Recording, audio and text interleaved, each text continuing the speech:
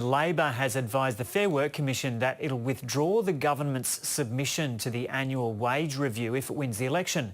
The Industrial Relations Watchdog seeks submissions from the government and all interested parties as part of its yearly review of the minimum wage and award rates. The Labor leader Bill Shorten has told the Commission he'll withdraw the current government submission if he wins the election and make a new one, suggesting an increase to award rates. I acknowledge it is a forward-leaning decision, an unprecedented decision for us to boldly put the case to the Commission that we should have modest but meaningful rises, fairer wage outcomes for millions of Australians.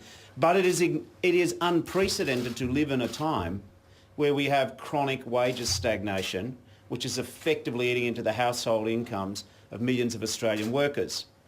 Now what we'll do is we will put a submission, we'll prepare an argument, we'll present evidence, but we will do so through the agency of the Fair Work Commission. We would do so and we would expect the Fair Work Commission to consult with business and industry, as we would. What we want to do is just get wages moving again, but we will take on board in our submission, even before Fair Work makes a decision, the arguments about business and industry's capacity to pay, staged implementation. See, what I'll be as Prime Minister is not a person who turns my back on millions of wage earners, but I'll do what I've always done. Be part of the solution, part of the negotiation through the agency of the Fair Work Commission.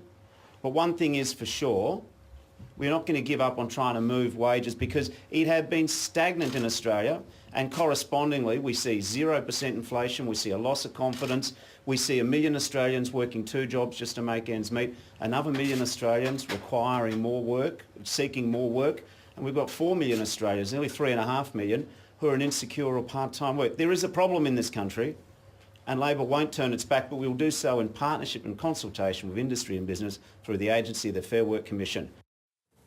Bill Shorten there, who was in Burnie in the northwest of Tasmania this morning.